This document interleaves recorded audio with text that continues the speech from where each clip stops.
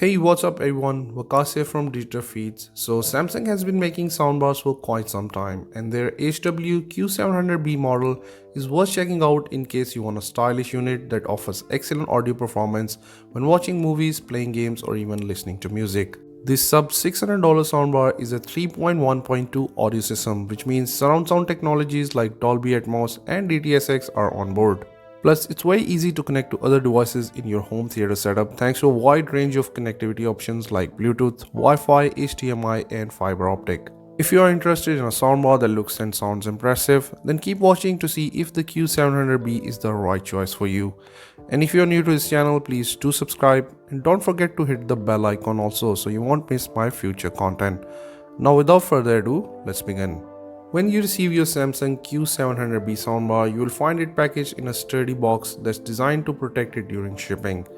This massive box has two separate sections to take out the subwoofer and the main unit itself. The subwoofer can be extracted by opening the box from the top. Just make sure you do have a tight grip as it's pretty heavy and requires a bit of force to take it out. Inside the box you will also find a remote control, two power cables for subwoofer and the soundbar, an HDMI cable and a user manual.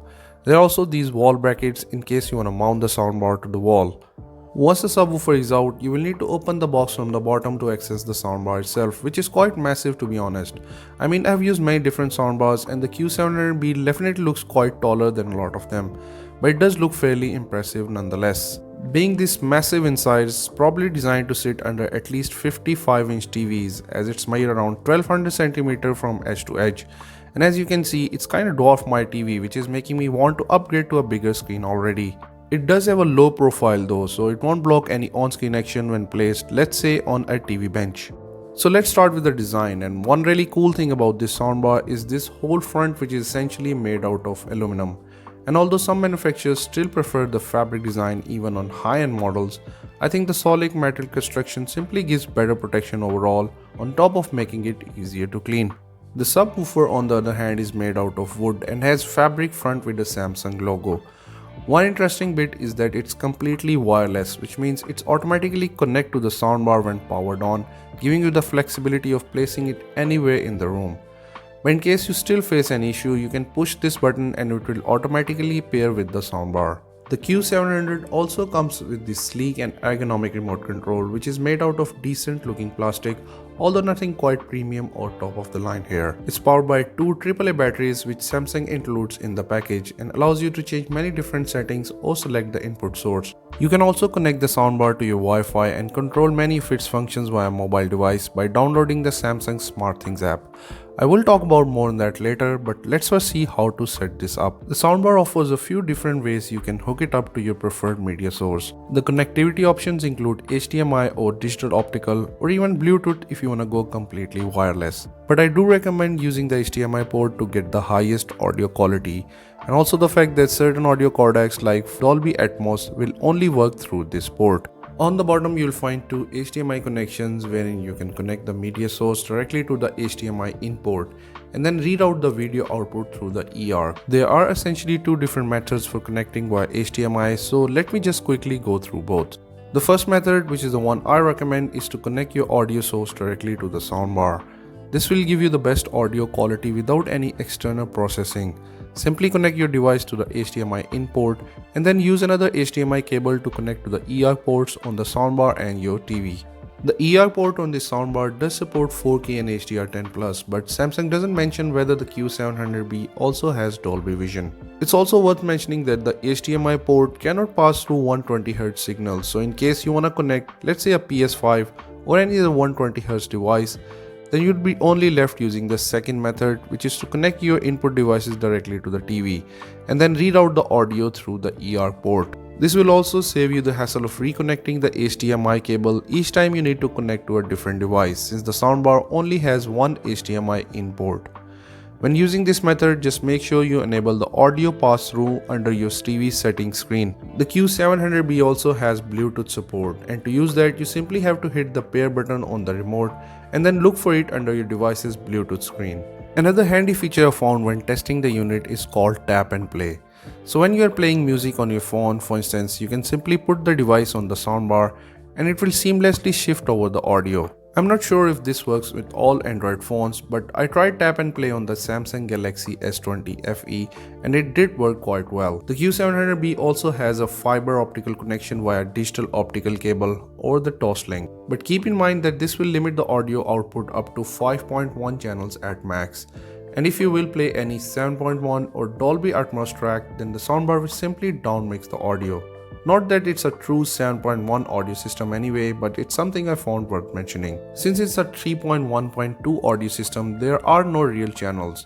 And to remedy that, Samsung offers separate rear speakers that the company sells for an additional $200. Now talking about the sound modes, the Q700B has a few of them to let you customize the audio quality. The most natural one I found was the standard mode that gives you the most original sound. But if you want to enhance or customize further, then you can choose among additional profiles such as Adaptive Sound, Game Pro and Surround Sound. And each mode does have a unique audio profile. For instance, the Adaptive Sound analyzes the content that you're watching and automatically adjusts the sound to provide the best possible audio experience. Likewise, the Surround Sound mode comes in handy if you simply want to upmix any stereo input for a wider audio experience. Besides the sound mode, there are some additional settings you can tweak, such as the Voice Enhanced mode, as its name implies, gives a better overall voice clarity. And then there's a night mode to optimize the audio for those late night viewing. All of these settings can be toggled via the remote, but Samsung also has the SmartThings app that lets you connect the soundbar to Wi-Fi and then configure these settings even without the remote. Setting up the app is fairly easy and requires following some on-screen instructions.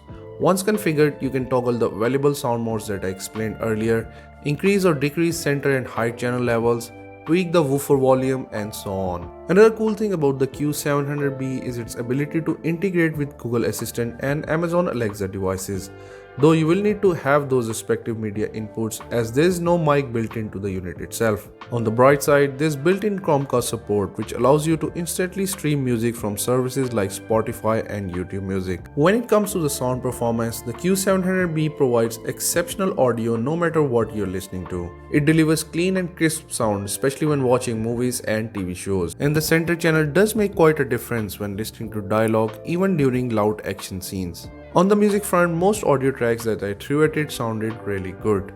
The bass was punchy and nice to the ears, although lacking a little bit of that extra thump in bass-heavy songs. But what really fascinates me is its Dolby Atmos performance, which really offers extra immersion than traditional surround sound systems. The upfiring speakers create a really nice three-dimensional audio by adding depth to the overall sound, and you actually feel like the audio is moving across the room when watching the supported Dolby Atmos content. But even the non-Atmos content benefits from these upfiring speakers, as these work in tandem with the front speakers to create a seamless and balanced soundstage. Although the Q700B is an excellent mid-range soundbar, there are a few things that I think Samsung could improve. My biggest gripe is the lack of multiple HDMI inputs, which means if you have a PS5, Chromecast or Blu-ray player, you can't connect them all at once, and you would have to rely on your TV's input connections. Another thing Samsung could improve is the quality of this remote control, which although looks nice, just doesn't feel as premium considering the price of this unit. And finally, if you want the rear channels, then you will have to spend more on the rear speakers, which already seem quite expensive at $200. Overall, the Samsung HW-Q700B is a solid mid-range soundbar that offers outstanding audio quality, ease of use, and a sleek design that will enhance the overall look of your home theater setup. And for those of you seeking immersive sound, the Dolby Atmos and DTS:X support will definitely blow your mind. Moreover, the Samsung SmartThings app lets you control the soundbar from your phone, and the wireless subwoofer adds flexibility to the overall setup. If you like this video, please do give it a thumbs up and don't forget to subscribe to my channel. I am Vikas, you're watching Digital Feeds, and I will see you in the next video.